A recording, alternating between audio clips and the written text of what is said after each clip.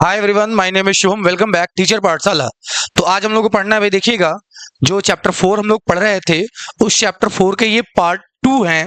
ध्यान दीजिएगा, इसमें हम लोगों को पढ़ना है क्या भाई, स्वर के बारे में। तो देखिएगा, बेसिकली इसके पहले हमने आपको बताया था स्वर और व्यंजन दो अलग अलग आपके टॉपिक ये हैं और इनके अलग अलग पार्ट में आपकी वीडियोज आने वाले हैं चैप्टर 4 में।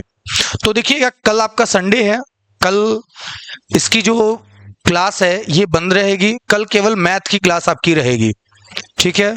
तो शाम तक आपको मैथ की क्लास मिलेंगे और जैसे हम लोगों के सब्सक्राइबर कंप्लीट होते हैं, ठीक है, 50, तो हम लोग लाइव क्लास स्टार्ट कर देंगे जिसमें हम लोग मैथ पढ़ेंगे। बाकी अपने अलग अलग सब्जेक्ट जो भी हैं वो सभी सब्जेक्ट अपने स्टार्ट हो जाएंगे, ठीक है। तो ध्यान दीजिएगा, इसमें हम लोगों को क्या पढ़ना है भाई, ध्यान दीजिएगा। यहां पे हम लोगों को पढ़ना है भाई, देखिएगा क्या दिया गया है, स्वर। तो आइए देखते हैं हम लोग स्वर के बारे में। स्वर क्या है ये समझते हैं। देखिएगा, स्वर वे ध्वनियां हैं, यहां ध्वनियां होगा, ध्यान देना भाई, ऐसे लिखेंगे, वे ध्वनियां हैं, मिसप्रिंट हो जाता है, ठीक है। वे ध्वनियां हैं जिनके उच्चारण के लिए किसी अन्य वर्ण की सहायता नहीं होती है। यानी स्वर एक ऐसा है जिसमें उच्चारण करते समय किसी अन्य वर्ण की आवश्यकता नहीं होती है। ये सफिशियंट होता है, अपने आप में पूर्ण होता है और इनके और अधिक टुकड़े नहीं किए जा सकते हैं, ठीक है। जैसे अगर हम अ की बात कर लें या आ की बात कर लें, तो अ के उच्चारण में किसी अन्य स्वर का या व्यंजन वर्णों का या वर्णों की सहायता नहीं लेनी पड़ती है, इसलिए अ को हम लोग क्या कहते हैं, स्वर कहते हैं। अ को क्या कहते हैं हम लोग, स्वर कहते हैं, जिन्हें स्वतंत्र रूप से बिना किसी वर्ण की सहायता से बोला जा सकता है। क्लियर है। आगे देखेंगे, इसमें ध्यान दीजिएगा सभी लोग, क्या है भाई, इस प्रकार अ, आ, छोटा ई, बड़ा ई, उ, बड़ा उ, ए, औ, अंग, ये इन सब चीजों का इस्तेमाल होता है, ठीक है। ये सब क्या कहलाते हैं भाई, ये सब जो है आपके स्वर हैं।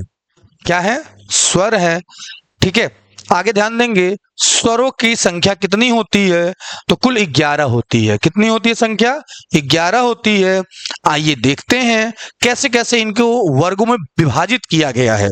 स्वर तो होते हैं, ठीक है, बट इनका विभाजन भी हुआ है, ठीक है। देखिएगा किस किस तरीके से विभाजित किए गए हैं, आइए समझते हैं, ठीक है।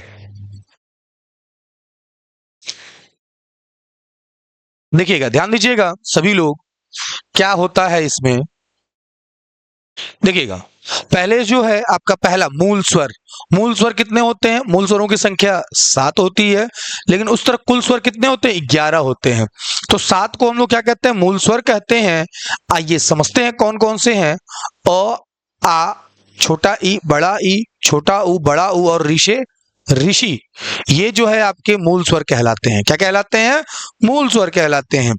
हालांकि इसके पहले आप लोगों ने पढ़ा होगा व्यंजन में संयुक्त व्यंजन ठीक उसी प्रकार से होते हैं संयुक्त स्वर। तो संयुक्त स्वर कौन कौन से होते हैं, देखिएगा, इनकी संख्या 4 होती है। इनकी कितनी संख्या है भाई, 4 संख्याएं हैं। तो ध्यान देंगे कौन कौन सा है, ए, ठीक है, ए, ओ और औ। कैसे बने हैं, अ और छोटा ई को मिला के क्या बनता है, ए बनता है, ठीक है। अ और ए को मिला के क्या बनता है, ए बनता है।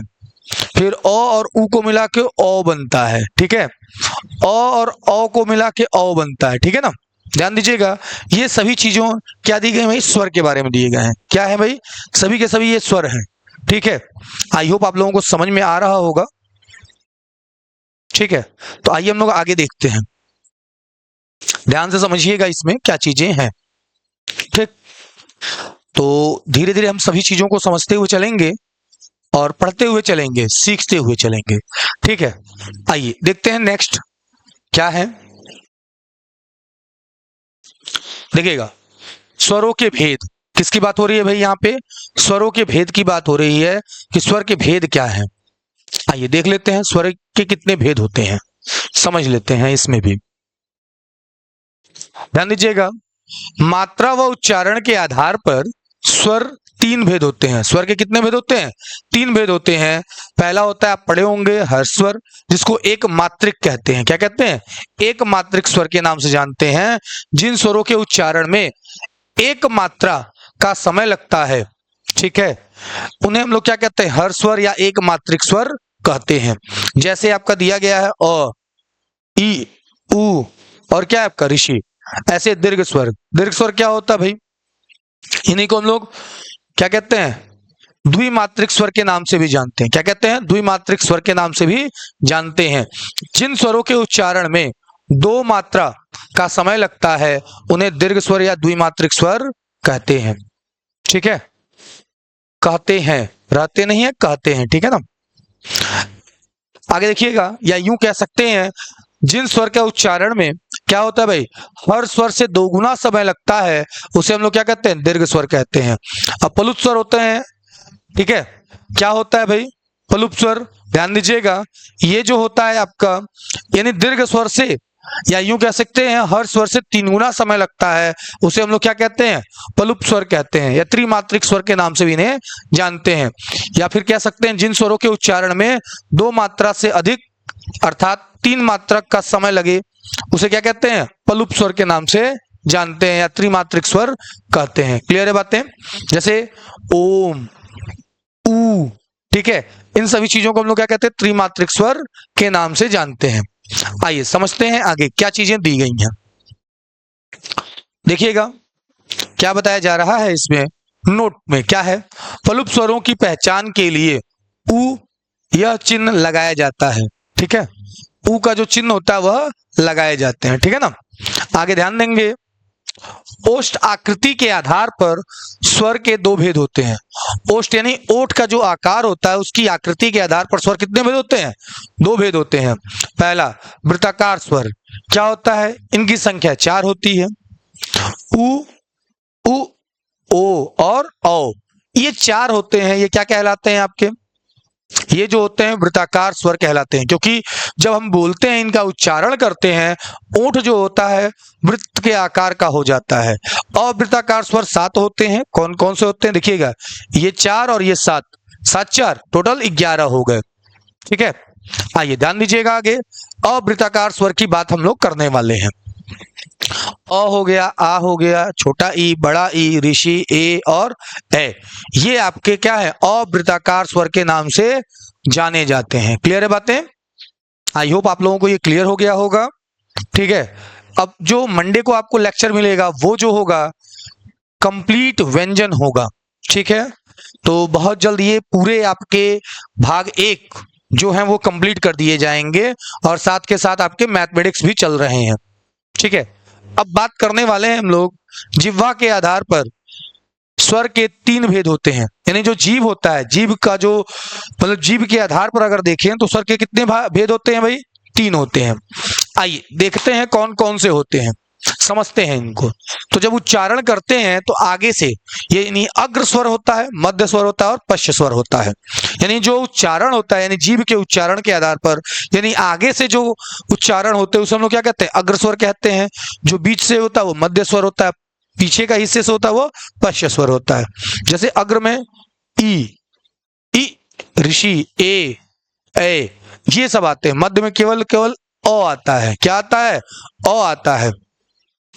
और पश्चिम में क्या होता है आइए समझते हैं। ये 5 होते हैं। इनकी संख्या कितनी होती है? 5। ठीक है, आ, उ, बड़ा उ, औ और औ। ठीक है ना, औ से औरत वाला है ये। ठीक है, अब मुख आकृति के आधार पर स्वर के 4 भेद होते हैं। मुख की जो आकृति होती है, अगर उसके आधार पर देखें तो स्वर के कितने भेद होते हैं? 4 भेद होते हैं। अब मुख की आकृति, ओष्ठ यानी ओठ का आकार था, अब मुख की आकृति के आधार पर कितने भेद होते हैं? 4 भेद होते हैं। आइए इनको भी हम लोग समझ लेते हैं भाई।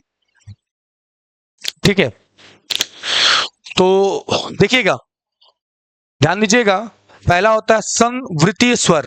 क्या है? संवृतीय स्वर, द्विवृतीय स्वर और क्या? अर्ध संवृतीय स्वर, अर्ध द्विवृतीय स्वर।